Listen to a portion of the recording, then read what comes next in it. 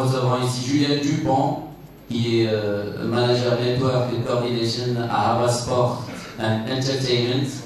Il va nous parler de la stratégie et innovation du sponsoring sportif. J'ai une présentation rapide qui va présenter notre agence, ce qu'on fait, comment on travaille et comment on pourrait d'ailleurs travailler aux côtés de marques, et on a déjà travaillé aux côtés de marques dans le sport marocain. Aujourd'hui, les individus, les jeunes, ils choisissent leur façon de consommer et notamment comment ils consomment le sport. Ça veut dire quoi? Ça veut dire qu'en fait aujourd'hui, un jeune, il ne regarde pas forcément du foot à la télé, il va peut-être regarder sur internet, il va peut-être regarder sur son téléphone.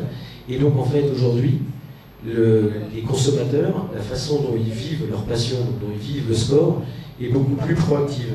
Ils subissent plus un calendrier. Et donc dans ce cadre-là, c'est très important pour les marques qui sponsorisent et qui veulent donc leur objectif final est de toucher le consommateur. C'est très important pour eux de prendre en compte le fait que les contenus sont tellement fragmentés et tellement libres qu'il faut aller chercher les gens là où ils sont. On ne peut plus utiliser que la publicité traditionnelle pour parler aux gens, parce qu'en vrai, ils s'y intéressent beaucoup moins, ça a beaucoup moins d'effet, et donc il faut avoir une approche beaucoup plus individualisée vers des communautés en parlant de sport et en parlant de leur passion. Alors quelques chiffres sur le sponsoring mondial. Alors d'un côté, évidemment, les plus grands investisseurs sont en Amérique du Nord, notamment aux États-Unis, dans les sports américains, en NBA, en NFL, en NHL. L'Europe est juste derrière, mais on peut voir que l'Asie rattrape l'Europe progressivement, et il ne serait pas impossible que l'Asie dépasse l'Europe très prochainement. Alors les secteurs qui boostent le plus le sponsoring, bon, il y a le secteur automobile, il y a les telcos et il y a les banques.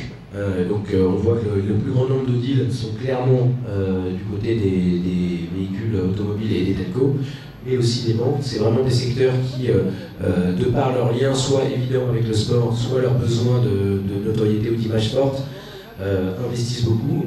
Et évidemment aussi, c'est des secteurs dans lesquels les sociétés ont beaucoup d'argent et les budgets de communication sont conséquents, et donc par conséquent, ils investissent massivement dans le sport. Alors on voit quelques exemples de gros partenaires, notamment BioWin. Donc des sources de revenus, donc le naming évidemment est une source de revenus, notamment parce que c'est des partenariats souvent sur une dizaine d'années, voire plus, et donc c'est pas comme des partenariats sponsoring classiques qui peuvent être plus courts, donc ça assure une pérennité dans les revenus, ça c'est d'un côté.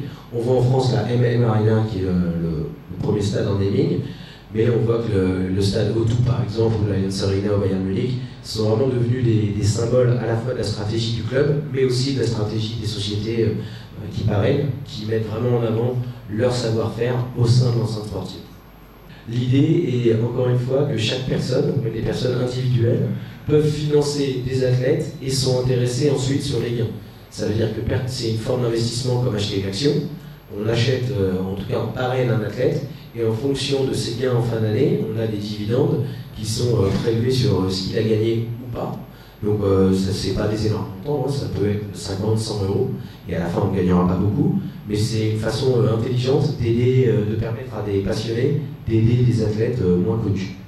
Alors, un double potentiel pour les organisateurs d'événements. D'un côté, la digitalisation du sport, ça débloque des nouvelles sources de revenus. On voyait tout à l'heure avec le Real Madrid, My Real Madrid.